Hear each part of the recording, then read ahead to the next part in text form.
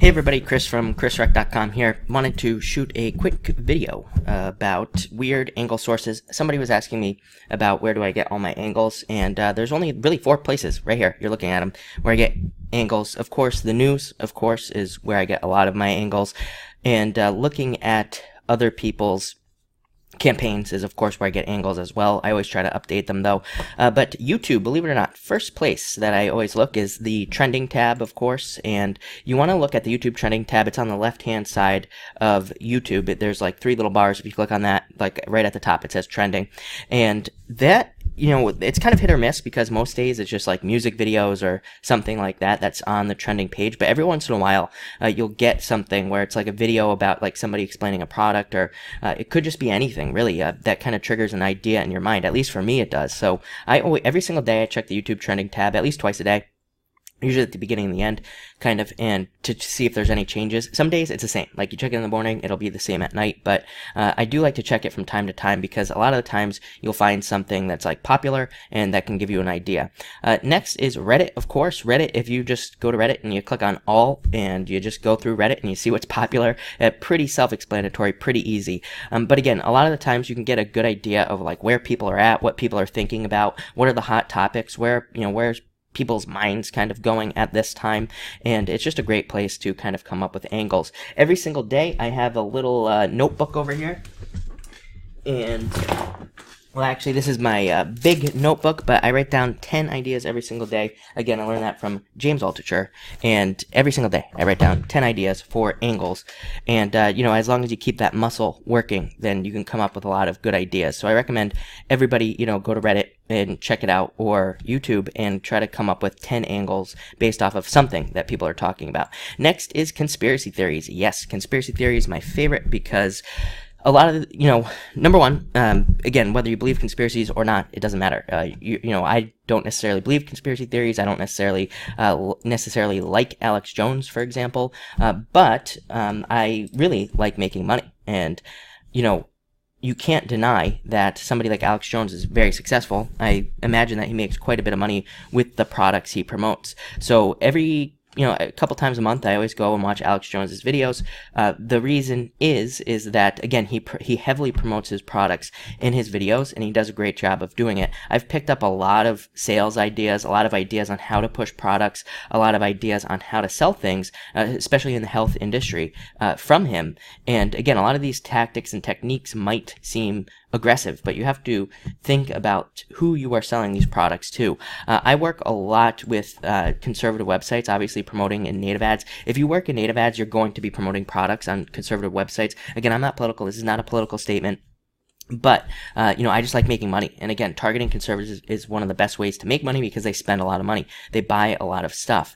So, if you are going to be working in those industries, this is something you need to look at. But for the most part, also I'm into psychology. So, I like to look at conspiracy theories because it can give you a good idea of how to get people to, how to get people to believe things or how to get people to purchase things. Of course, we want to be ethical when we do this, but definitely recommend it. I would also add if you haven't watched Jordan Peterson, I definitely recommend going through his Maps of Meaning course. I've been through it several times, and it's free on YouTube. Just search Jordan Peterson. Some people consider controversial. I don't, but his Maps of Meaning course is very, very valuable. After I took that, I kind of gained like a whole new understanding of people and what to write about and how to make people tick as well. So definitely something to look at. And then finally, friends. I'm actually going to add one more thing to this list, but friends, I always ask friends why they buy things, especially if it's something useless. For example, I have a friend who has about 900 different mugs, those like a travel mug type of thing, but there's one that I always see her drinking out of all the time that she uses above all the others. So I asked her why she bought it, and she went into this like whole crazy long explanation about like why this mug was better and all of this other stuff. If you can think like that, then to ask people why they do certain things. I'm just naturally curious anyway, but again, if you're going to be a marketer, then you should definitely be curious as well.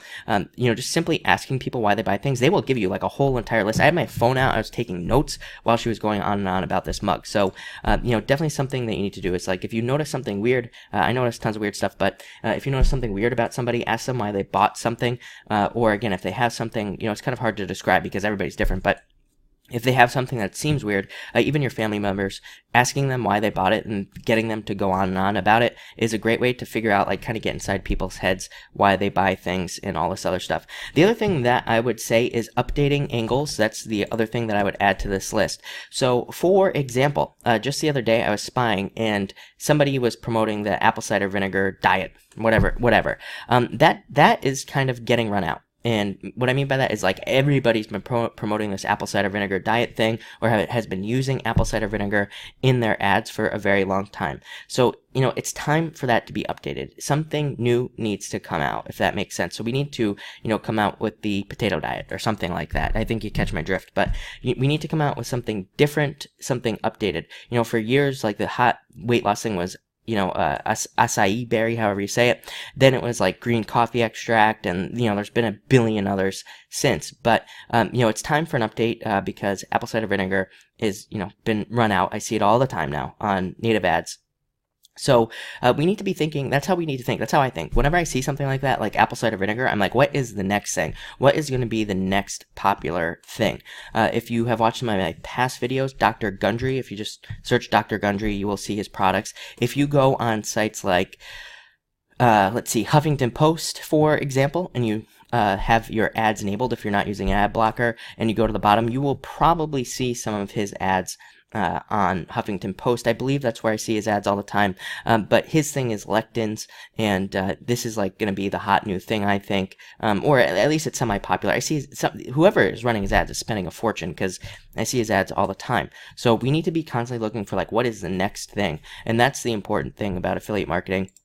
More specifically, as I always tell people, this is a lot of work. I think what people don't realize about affiliate marketing is it's not really a business, because I kind of look at it as like a mixture between a business and a job. To me, a business is something where you can build it up and, have other people run it and they can take over. This business, affiliate marketing, as far as I'm concerned, my business, it requires me to be here. I can get people and I have other people to run things, but it requires my ideas. These people can't come up, that work for me. Not that there's anything wrong with them, but they just don't have the same mind. They don't have the same drive I do. So I think that's one of the problems with affiliate marketing, is that you really can't leave the business. You really can't get out of it. So it's not really a business. And I get that question a lot about, and I think people need to realize that it is constant work. I'm constantly having to do all of these 4 things right here, constantly having to think about it, and it kind of does consume your life. I think, again, just talking to a lot of the top affiliates out there, a lot of them, I think I think this business has consumed their life pretty much like it has mine. I'm constantly thinking about it, constantly coming up with angles. So definitely something to think about. So that's that. Those are my 4 weird angle sources. The other thing I wanted to touch on is somebody asked a question. John, thank you for the question. Asked me to go into detail about my Facebook setup. And, basically, how do I test images? How do I do the whole thing? How do I test the advertorials on Facebook? All of this other stuff. Like I've said, I've completely moved away from what I would call the kind of like normal way that I was promoting things on Facebook, which in some cases was direct linking, which, believe it or not, works, yes. Also, just kind of doing standalone pages. And as many of you know, over the past year, I've moved more towards creating sites very similar to the Penny Hoarders, where there's actual content, there's actual useful information, we're promoting actual useful products. So that's what I've moved towards. And so what does that mean? It means that I'm not necessarily testing the actual advertorial itself as much, because, you can't, if you want to have a site that looks legit, you can't take that advertorial and then duplicate it 100 times and have it on the site, because then there's going to be like 100 copies. It's just going to look weird. So I try to stay away from that, but I do test the image side of things a lot. On top of that, I do also test the advertorial side, but it's like a little bit of a complicated process to be able to do that as well. But I think, after years of doing this, I kind of have, usually when I write one advertorial, chances are it's going to be very close to working. It might not be 100% working, but, I might only need to make minor changes to get it to work. But I kind of have 2, having said all that, I kind of have 2 things that I do. My brother has a Facebook account, of course, Facebook ads account. I have a Facebook ads account, so we keep those things separate. And I split it into 2 kind of categories. On his account, what we do is we test offers that are kind of sent to us by our affiliate managers. So what you need to realize about the affiliate industry is that your affiliate manager will, if you are making money, will be sending you offers all the time, begging you to promote things, right? And some of these offers that they beg you to promote are garbage, and some of them are really good. But what happens is that the affiliate managers, here's a little insider knowledge for all of you, is the affiliate managers sometimes get kind of like pressure to promote certain offers. It could be that the company itself makes a lot of money from that type of offer, or they might have negotiated a really good deal with the publisher, and they might need affiliates to promote it so they can make more money. Let's just put it that way. And so they might push those types of offers really hard on affiliates who make a lot of money, but it might not be a good offer. So what I do is, on my brother's account, what we do basically is he promotes offers, and I call them like $10 offers. What that means is we spend $10 a day on these offers promoting them, and we just promote a bunch of them. Like every single day, we put them up there. Some of them we write advertorials for, some of them we don't. Some of them we just direct link. And what we do is we set them up $10 a day, we run them for 3 days, and most of them don't work. Let's put it that way. But the ones that do are kind of like gold for us. So they far outweigh what doesn't work. So that's kind of like the first thing that we do in this company that I run.